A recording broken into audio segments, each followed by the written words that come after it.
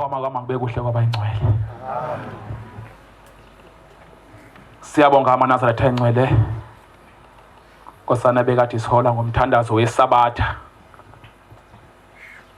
Kuya ukuthi masokufundwe ke leya ncwadi yeSabatha, uNkulunkulu uya esewakhuluma wonke amazwi akhe labayana. Uyathinte ubaba, athinte umama, athinte inkosazana.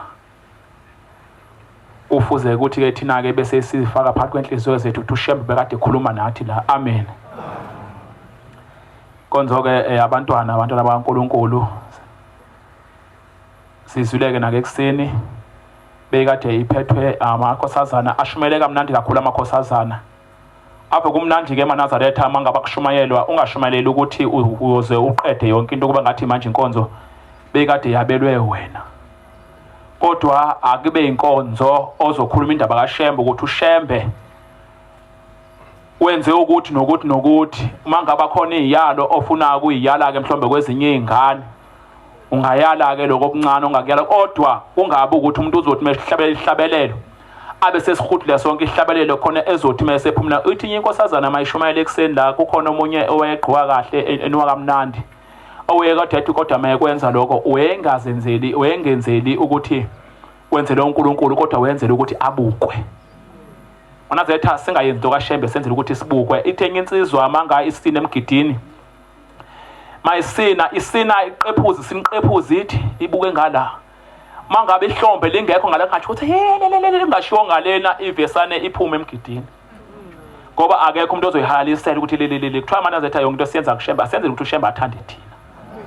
Manje besicela ukuthi ke manga sezinikiwe insizwa nje angazoshumela insizwa manje la kodwa umuntu ahlabele lo vese eyodwa abese engene edabeni kwinto esize ngawo la ekhaya emva kwaloko abese enikeze lo munye kanjalo apho ngamnandi makuthiwa zonke lento zihlela zingashumela zonke. Yazi namezwa amahle ngempela niyacula nake emasithini ningenive nicula. Kodwa ke manje namhlanje ake senzeni lokhu ukuthi manje na senzele ukuthi uShembe nabanye lana bakhambe phethe abenzima umuntu oshumela agcine uzongazi ukuthi ukade thini naye agcine sekhuluma indaba yakubo ukuthi izolo ngingathi nibeke isitambu sami lapha endlini ngafe ngafika uzibamba nesesidlini angithi manje seyibalekile inkonzo ayingasibalekike inkonzo eManazaretha. Siyacela ukuthi ke nantwana bakaNkulunkulu ninikane nina ngokwazi kwenu ke ninikane mangaba ushunyayelwa ke asivuleke isikhala kusuka umuntu kuhlika umuntu kungena umuntu kwehlika umuntu kungena umuntu. Inkosi yosibusisa. Amen.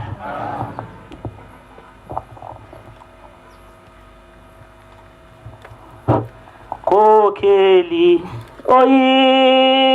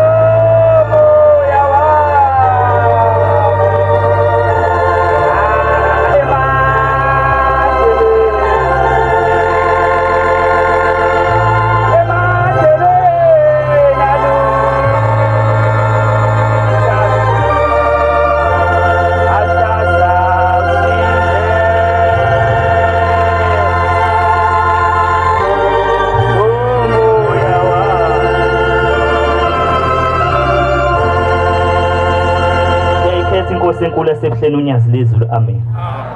Cha bangcwele angishumayeli bengisukumela ukubonga nokwamukela ihambeli zethu ezisihambele ngaleli sabathana namhlanje lihle lonyazi lezulu. Amen.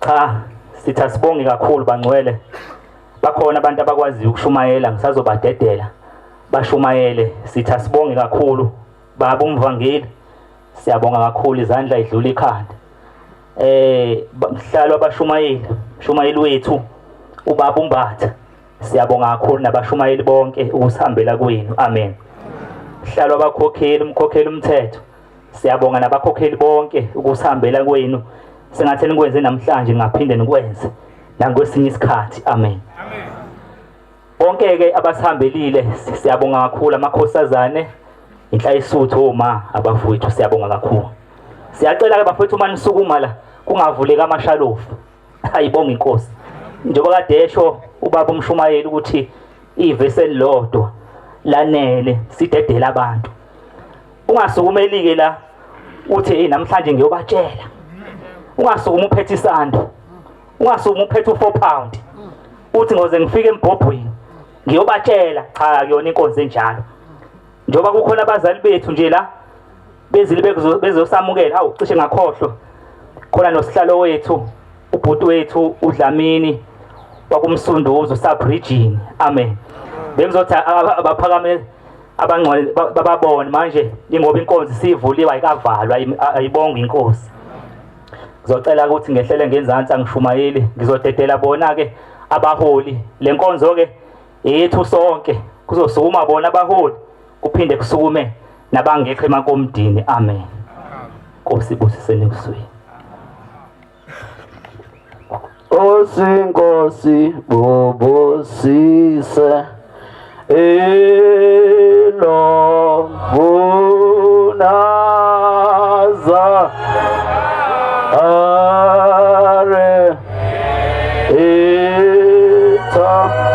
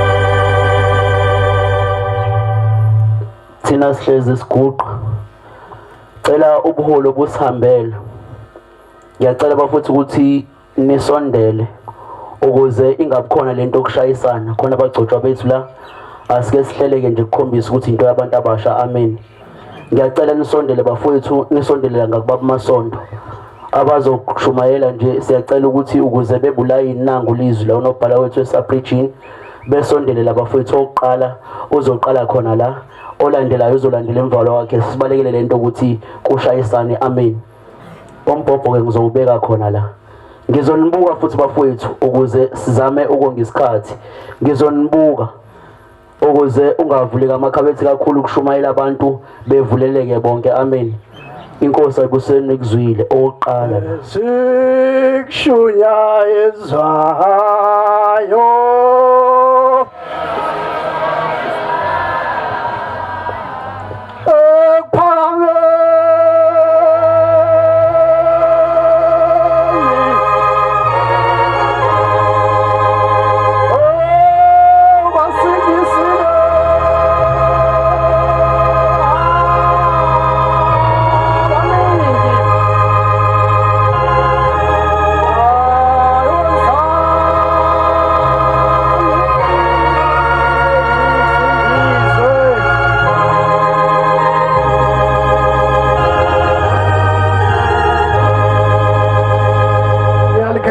unyazi lwezulu ngevala lento ekade kukhulunywa ngayo isikhala Angibingelela abaholi ngaphakathi, ngibingelela abagcotshwa ngokuhlukahlukana kwabo kuleyo nyazi igama. Amen. Sisendabeni enkulu uManazaretha yonyazi lwezulu. Ngenye imini ithenye insizwa yayiyonikela emzini wasebuhleni. Ithi yayiqala nokubona nokwazi ukuthi uShembe uyabonwa, uyakwazi ukuthi umbone uShembe. Kwenzeka kwesinye isikhathi uhamba uthi yonikela usufikile kulayini. Kanti uShembe akakafuni ukuthi umbone. Ithi yayikulayini lensizwa yonikela, ithi yayisiseduze nenkosi, ithi kodwa yezwa ibhanoyi elaliduma emzini wasebuhleni lindandazela phezulu. Ithi kuleli bhanoyi kwabe sekwehla umakoti nomkhwenyana. Bafike ngebhanoyi ke labantu base bethelwa ngendlela ukuze baye enkosini ngoba phela bafike ngento ehamba phezulu. Ngeke kufane nawo sukufike uhamba ngeenyawo ke kube naloko. Base besondezwa enkosini uthingo lamakhosazana. Bathi sizwe eradweni indaba kaShembe ukuthi uShembe uyasindisa, uShembe uyaphilisa. uShembe uyakwazi ukupha umntwana ungenaye. uShembe uyakwazi ukupha umsebenzi ungasebenzi. Kodwa mawulalela kahle izwi. Akazi inhlalisa uthi umbhobho siyesubange sibangisane kuona uma kuthiwa kuvulwa ithuba kanje. Kodwa inkinga asazi noma sikufanele yini kona ukuphatha lo mbhobho. Ngoba wasiphusha usiphusha kulo mbhobho kanti vela ukufanele kwakuphatha lo mbhobho. Ngoba sithi thina inhlalisa uthi asibonakali. Noma uzazi ukuthi awuhlambulukile kodwa ugijima uzosiphusha lapha embhobhweni. Ngisho iyembe limhlophe ungalifakile.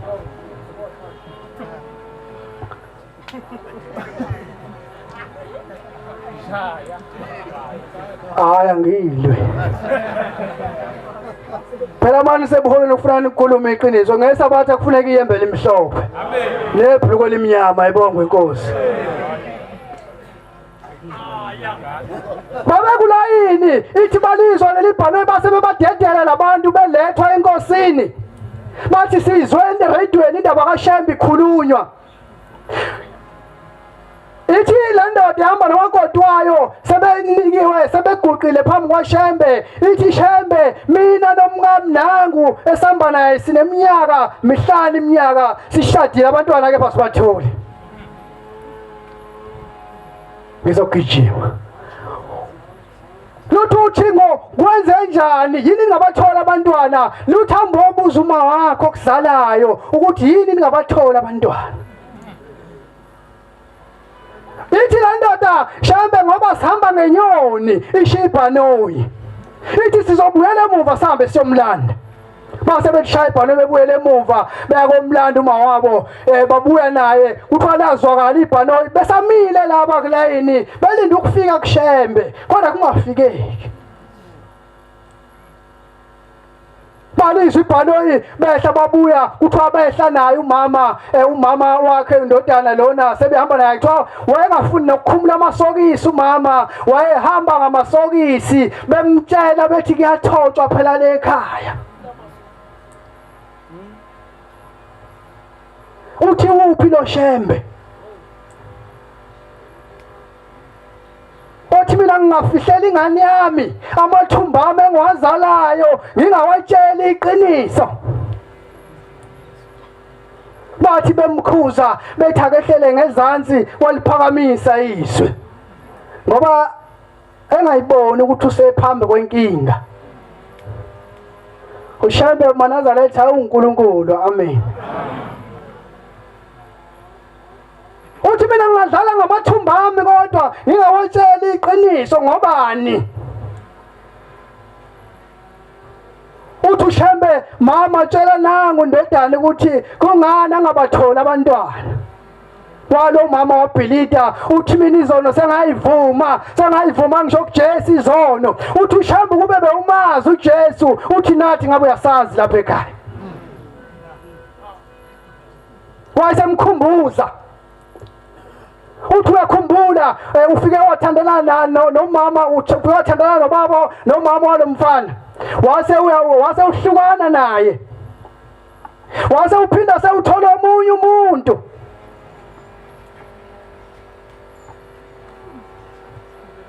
okwathi mase utholekiwe ingane nathi manina ekhishini nase kukhona nikumangayo nalo muntu wase wena ubona ukuthi indlela yokumdikila ubaba noma yokumduba ubaba ukuthi uthatha lengane uhambe uyoyilahla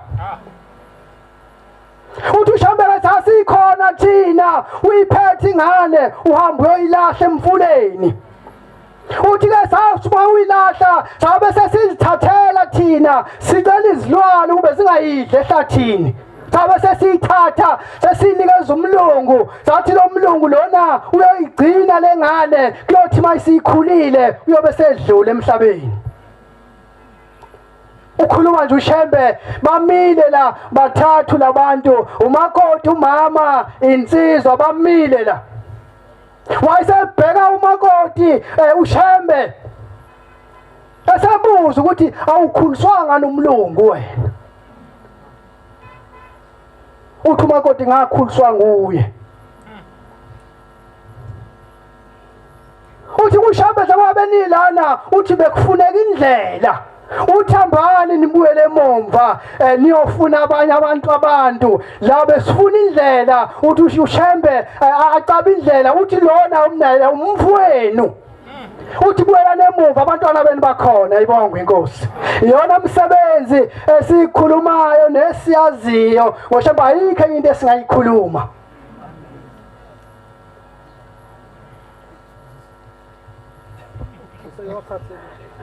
cela ukwehlela ngezazi amen zonke izono engisenzileyo awuzimi ngothi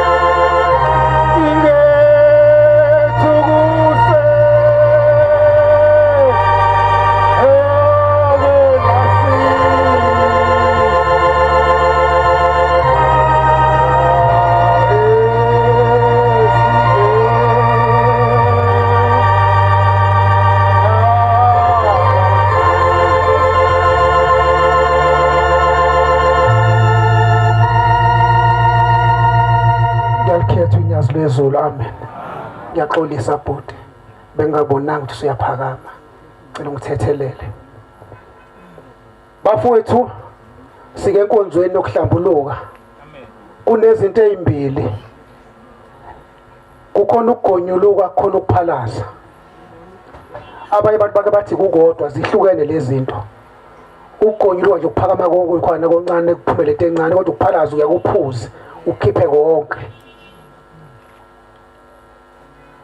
thina ke siyake sikhale sithi Shembe siyacela siyazama ukunikela kodwa kubonakala lutho okwenzakalayo kanti shawo into esizenza izolo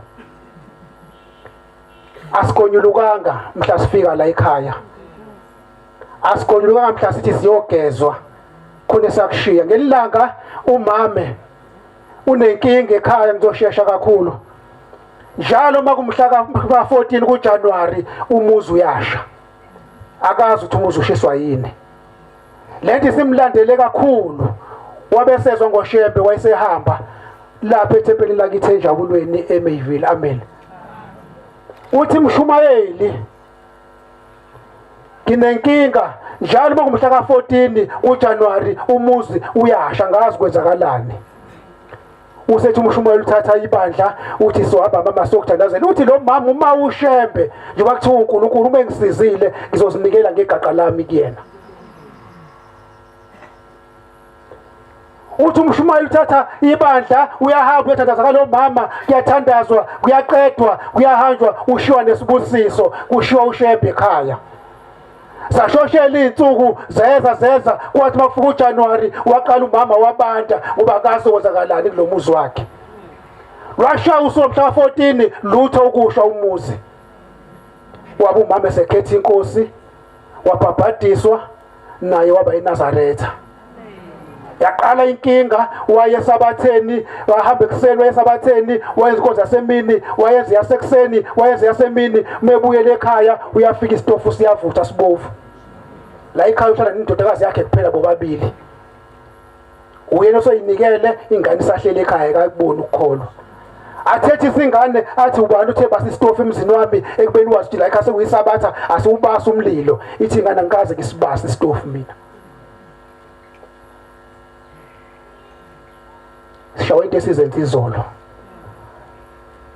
aphinda ahambe ngesabatha elilandelayo athi mebuye eThempelini ubuya yileso abesithatha udaba libeke kumkhokheli mkhokheli nginenkinga ekhaya lengane yami engafuni ukukholwa mangihambile ngisesabatheni isalibasa isitofu umkhokheli asuke njengomama athi kulungile nkosikazi asiye ekhaya sokhuluma nengane afike umkhokheli mntanami yini kungcono ungaye nawe unike lube eNazaretha kunokuthi uwenze letho uhlukumeza uma wakho uyakholwa ngalana umsizi ushebhe wamqedela umlilo kwakhe kodwa uyakholwa ngalana wethu salubasa isitofu ithi ngane mina ngaze ngisibasa isitofu mama ithi umuntu ubasa umlilo la ekhaya uyena umama lona awu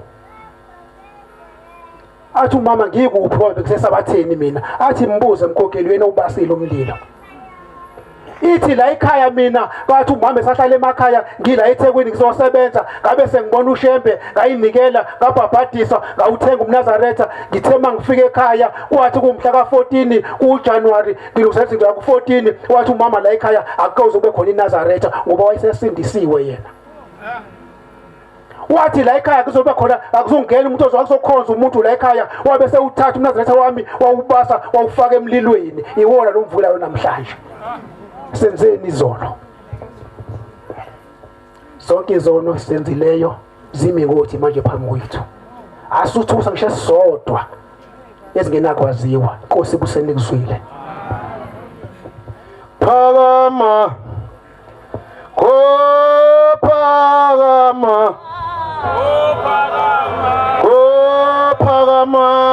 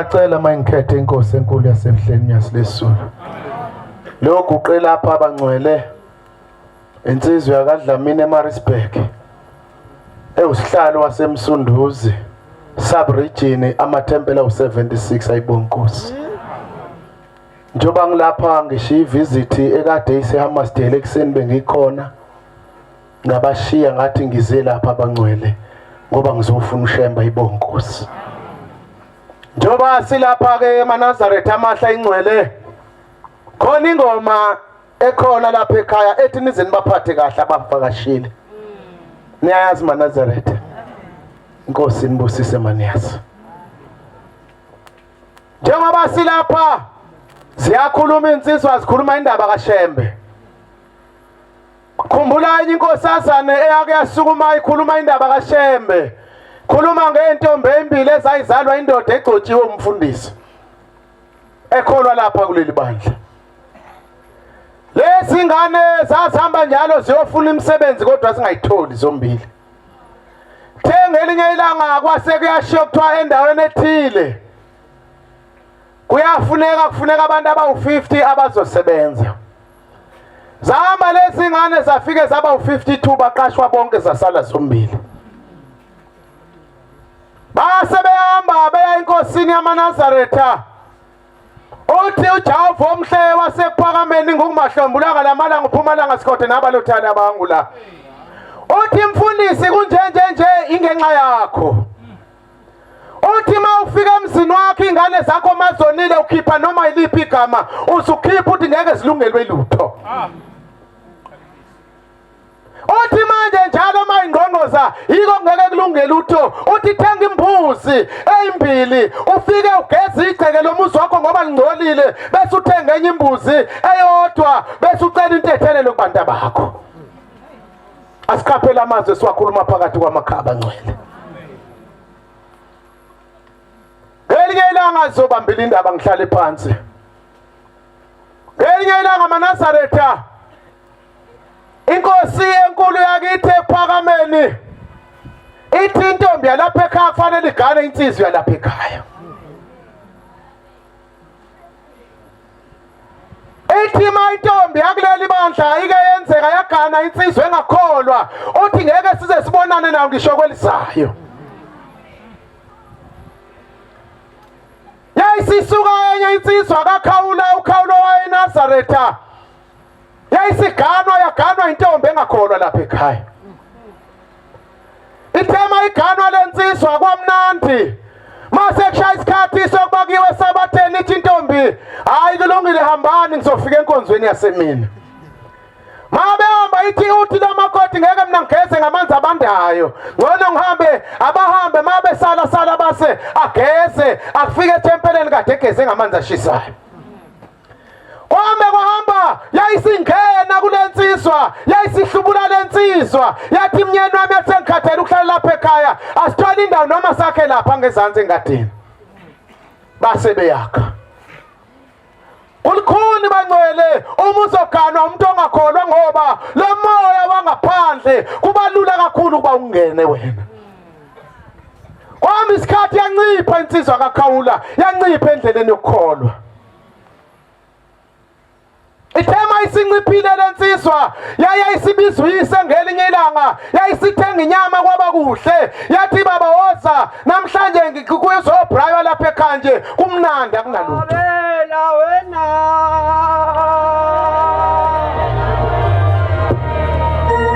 ingoma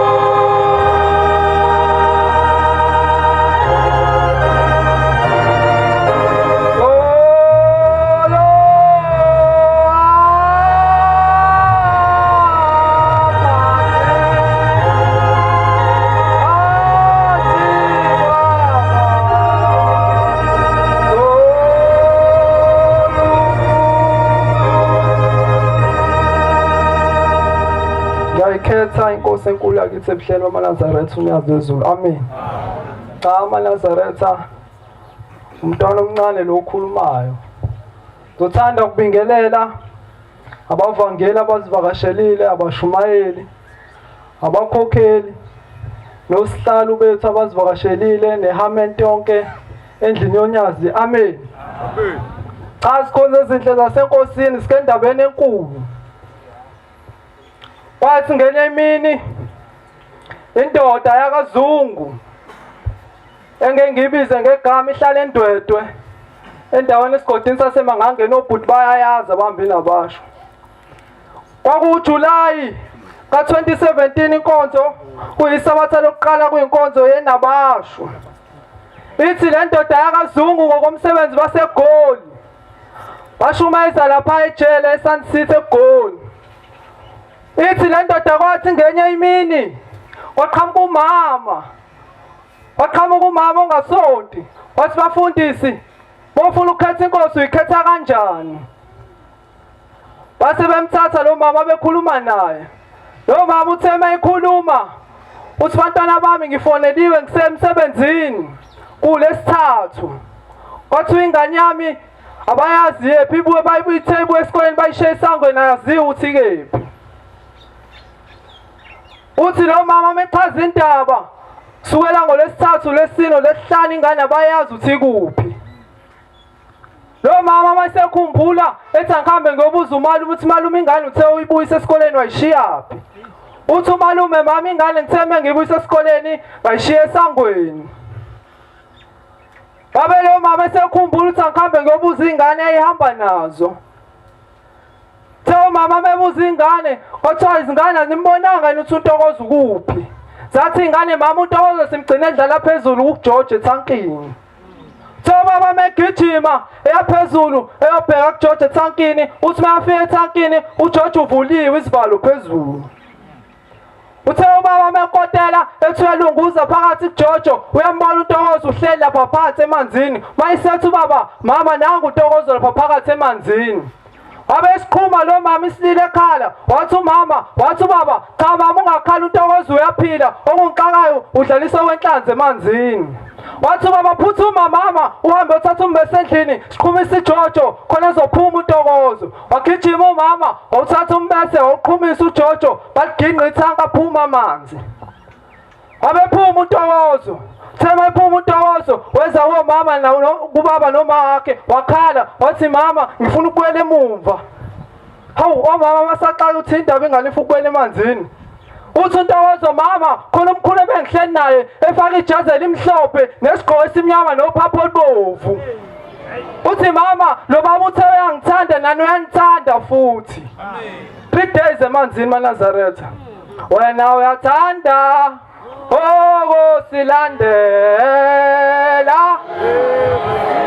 ala phasi khona awuqala othengisile isikhathi sincane ivale bhuti isikhathi sincane. Ngenye imini le ndoda yayivakashile wayahambile lo mama kwathi sekusondela iy'khathi zaDisemba. Lo umkhokheli wasaziyoni akasonti lapha eNazaretha kodwa kwathi ngelinye ilanga kuyisabatha wahamba waya lapha eNazaretha ethempelini ekuthiwa yisenqabeni le ezivele. Lo mama uthena mshumayeli cela uza lapha ekhaya inkosana yami ina 36 years ina 36 ayikaze yabona. Ngiyacela ungibonise inkosi yami ibone le nkosana yami. Lo baba umshumayeli wabesethi mama hamba uthenga amafutha abusise amafutha iBlue Sea ngikubusisele wona ngikunike namanzi. Nangempela lo mama waphuthuma wahamba wathenga lamafutha wabusisa umshumayeli. Thema yabusisa umshumayeli wathi mama lamafutha la ungawakhi ngomuno uthola into ozwakha ngani noma isipuni noma yini. Mase wayigcoba lenkosana. nangempela wenza njalo umama wathi ngelinye ilanga wabuya wazobonga wathi baba uMshumayeli ingane yami iyabona emehlweni ngegama lonyazi amen cha ngiyalibona ihlo sekukubi Nkosi busiseni ekuzwini Ngiyalikhetha unyazi bangcwele amen ngowala ekhaya mina ngowala ekhaya uphethe uyena uMshumayeli uNxasane wakhona la ekhaya umkhokheli uNxasane bangcwele sibona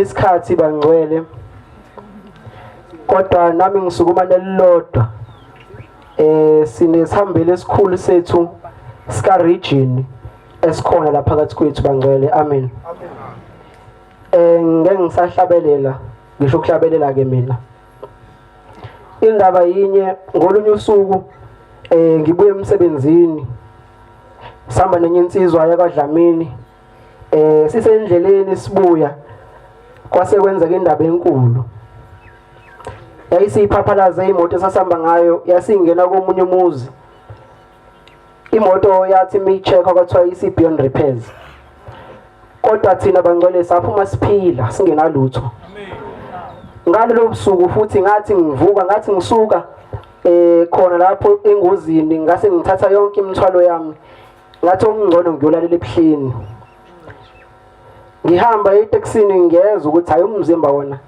uthintekile wona kodwa sabo ungena ebuhleni ngase ngikhohlelwa ukuthi konke oyenzeka kuthiwa ingozi ngoshembe emkhulu saphila bangcwele amen cha bangcwele bekukubingelela nje kanje bese ngidlulisela kwisihambeli sethu sika region amen Inkosi ibuseni kuzwile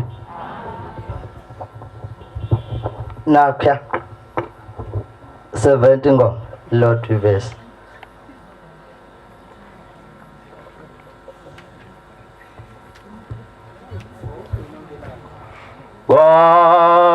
Wawela Gijabile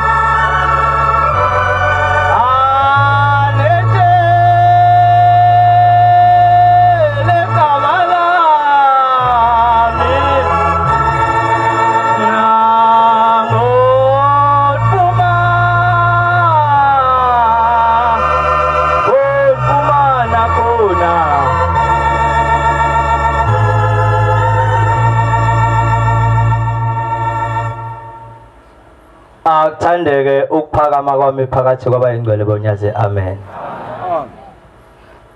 bakhonza abahle basezulwini bengithi ngizocasha nje kodwa ke abafowethu ngokwazi protocol esifundiswe ngayo ukuthi kuya ngamazinga. Ngelinye ilanga ngifonela umshumayeli wezwe lalapha eMangangeni uthi bongana saniboni senibalekile.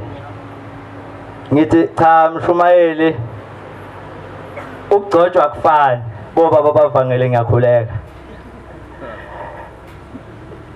Ngithi mina mshumayeli manje ukugcotshwa kwami sengaphezulu ngisho kwezinga lomfundisi ngoba umfundisi ugcina ngesekhethe.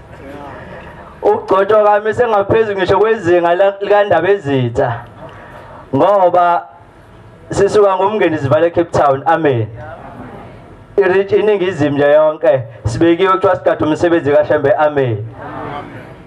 Asifisi umsebenzi kaShembe ufele ezandleni zethu. Baba mshumayeli ngiyaxolisa ngicela ukudlula kule ndawana ukuthi masibona abafana abancane bephuma esandleni akuhle. Sigijimile kakhulu kulelizwe kakhulu mangibuka nje abashumeli abalali khona lelodwa ithempeli engakaze ngilingene nabakhokheli. Sigijima ngezwi lonyazi. Amen. Asifisi ke kwande abantwana abangahloniphi, abantwana abangakwazi ukukhuluma. Isikhathi esiningi noma isikhathi esiphila kusona njengamanje isikhathi izinto eziningi zenzeka kwi-social media. Namhlanje nje njengoba ngibheda nje mhlambe ntambama nje bese ngikuTikTok.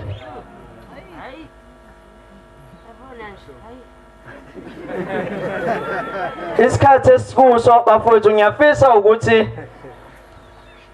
silihloniphe ibandla sikulo ngoba ibandla elikhulu kakhulu elidume ngenhlonipho. Kodwa izinto esizenza manje zikhelelene kakhulu nenhlonipho. Kuningi siyakubuka into engidojisa nje umbhobho indaba kaTikTok. Cause kuvela nezinto ezingamahlazi ebandla. Sikhule thina la kuthiwa kunezinto engamele zaziwe umuntu ongasilona iNazaretha. Kodwa namhlanje seyigijima kuTikTok. La ekhaya bazongifakazela baba bavangele kunezinto engamele zaziwe ngisho nayilunga lebandla. Mungabuza nje ukuthi edlweni kwenziwani ngeke baze bakutshela. Mhlambe sekuphumile na kuTikTok. Ngoba izinto ezingamagugu ebandla asisakwazi ukuzivikela. Ngelinye ilanga ikhehla lakithi elomvangelo ushaya ngembumbulu ukhuluma ngabantwana bezizwe imbili. Esinye isizwe kwakuyisizwe esibusayo kakhulu sinayo yonke into. Umakhelwane waso kuyisizwe esihluphekayo kakhulu. Kusuka ingane zalelizwe licebile ziyodlala nalezi zezwe elihluphekayo.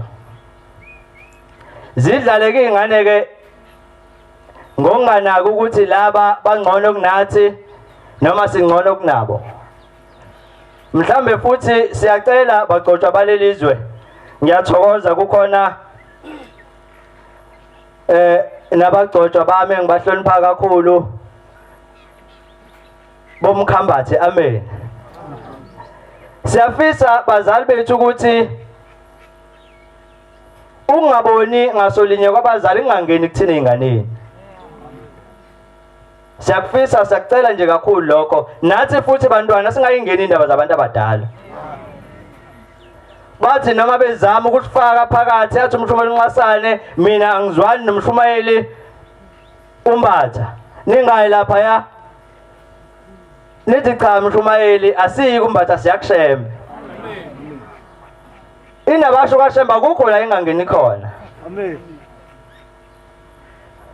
Mazidlala lezi ingane kumnandi. Sebethi abazali balezi ingane ehluphekayo anobuza kulaba ya ukuthi benza ngani ukuthi bona bahlale bebusa bevuke ngama-conflict zonke iy'nsuku. Zithi mayidlala iy'ngane zibuze ukuthi hawu nina nenza ngani nihlezi nibusa ngaso sonke isikhathi. Zithi ingane hayi umkhulu ukahamba ayozingela bese buya namafutha enyamazane bese lamafutha ewathele esibanini bese isibani siyakhanya makukhanya isibani zonke izinto zethu ziyakhanya. Kusho ingane ezibusayo zigijime lezi ziyotshela abazali ukuthi hayi umkhulu lapha ya wenza kanje kanje. Bathi abazali kulungile thathani nanti lesigujana lifike ninikeze lezi ingane zifike yinika umkhulu ujuzo omnandi. Zifike ingane zekumkhulu umkhulu nanku ujuzo omnandi phuza. Umkhulu ke wabazukulu jabulisa abazukulu athathe aphuze umkhulu aphuze kumnandi bazukulu niphinde nibuye nako kusasa kube kuningana. Kusasa babuye nako phuza mkhulu. Aphuze umkhulu kuze kweqe alale angakwazi ukuzingela abuye namafutha. Njalo loketshela ingane bazukulu hambani nilandele wajuzi wenu. Ujuzi umnandi omkhulu bayithanda ke into ezimnandi. Wawuphuza umkhulu ujuzi walala wakhohlwa futhi ukuthi kumele ahambe uyozingela ukuze athole amafutha okukhanya isibani. Sacisha isibani. Kwaqala langena usizi ngoba isibani singasakhanyi. Kodwa inkinga ingane zalapha ekhaya ekubuswa khona esukile zayodlala nezingane zangaphandle. Zafike zathola ushevu uzofike uzobhubhisa lapha ekhaya. Bafowethu abangani bethu bangaphandle asibe namalimithi kubona. Njengoba shutha yonke into nemphongo lezivumelwane baze babhale ku TikTok kuthiwa yini ke lokho okwani lokho. Bese niyachaza nani uthi umfundisi uNgidi uma ukhuluma nomuntu ongakholwa ukhuluma na njengoba usuke ukhuluma nengane ese-primary ngeke uyitshele ukuthi khuluma nabantu abasezingeni lakho. Nasey'koleni bafowethu la esikhona sifunda khona ey'koleni sisikwazi ukuthi sihlukaniseke phakathi kwakho uyiNazaretha noma ungesilona iNazaretha.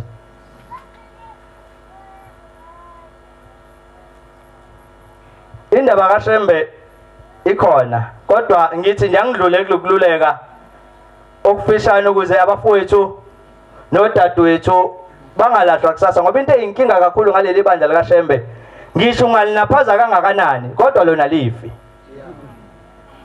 Ufake kuphi ku Facebook kodwa lona alifi liyaqhubeka libe likhulu kunakuqala. Kodwa inkinga uShembe uzobonana nawe ngomhla kuphela ukuthi wena wawenzani. Uyatrenda ngapha ku Facebook kodwa wena kusasa uyenza umhla kuphela. Sizokulike asithi lol. Kodwa kusasa uzobe usuwedwa noShembe. Singabambeleli bafethu ngegama likaShembe odakeni. Ngoba kusasa solahlwa nemindeni yethu. Bengafisi ukulula kakhulu. Bese ukhuluma nje kafishane nje ngoShembe ngoba enye insizwe ithi bafowethu nginovalo ukuthi mengihamba emhlabeni angazi ukuthi ngizoya yini ezulwini. Awu na kwenze njani ithi ngikhulile ekukhuleni kwami isikole sangangithanda. Bese ngangithanda isikole ngaze ngagcine sengishiya phansi esikoleni ngayozama ematohweni emafemini. Nakhona iholo lakhona lancane ngaye emateksini. Mangifika emateksini kwaukuthi nginsizwa nje enesibindi. Baze bagcina sebengithuma ukuthi makhona uxabene nomunye ngihambe ngimgudluze. Ngoba lensizwa inesibindi. Ngakwenza lokho konke ngikwenza ngempumelelo. Ithi abantu esengibabulela ngibazi bangaka emhlabeni. Ithi lensizwa kuthe ekuhambeni kwesikhathi senginezitha nami sengifunwa. Ngase ngiyasuka ngishintsha indawo yokuhlala. Ngohlala nomakhelwane abasha abangangazi nokuthi imvelaphi yami injani. Uma sengihleli khona ngizwa ngomakhelwane kuthiwa kunemoto la emnyama lokufika izojika la ngakwakho, ngabe uyayazini? Athi cha angiyazi leyo moto. Kwawukuthi ke insizwa nje impela. Wayesehlela na ukuthi le moto ake ngiqondane nayo ngibone ukuthi labantu laba bazothini kumina. Nangempela baqondana. Bathi mabeqondana yayisenze edume ngazo lensizwa. Yayisibabulala ngenganono kwalala uyaca. Babona ukuthi no lo muntu uyinkinga. Ngapha sibhameni simzame ngoshevu. Bamzama ngoshevu bamnqoba. Wayesehamba emhlabeni. Uma esehambile emhlabeni useyafika ubaba mkhulu ngoba uShembe ayikho into esithembisele yona, usithembise ngezulu lakhe elihle elikhanya ngaphezulu kwelanga nenyanga. Amen. Siyafika uShembe siyaphenya yakhe incwadi. Isithi indamhlathi kaMayekisa, mntanami izono nazo ziningi kakhulu. Awukwazi ukuthi ungene ekhaya labangcwele. Ithi kodwa ngiyadabuka ngoba zonke lezono akusizona ezakho, izono zikaMkhulu wakho. Umkhulu wakho wahamba empini ephume ethe yobulala abantu abangaka. Bonke labantu osobabulele abantu umkhulu wakhe ayefungile ukuthi uzovuka ababulala empini. Manje ukuqhubeka leyo mpi yakho uqhubeka ngawo akuzona izono zakho. Bekufanele bakhonje ukuthi mase sifakele ngobemhlophe. Kungabi mnandi ukusina nokushumayela nokuhlabelela. Kodwa sikhumbule ukuthi njengoba silapha nje kunabantu abasithumile ukuthi sobathothela amacala. Ukuze kusasa singene ekhaya labangcwele. Inkosi ibusise nikuzule. Amen.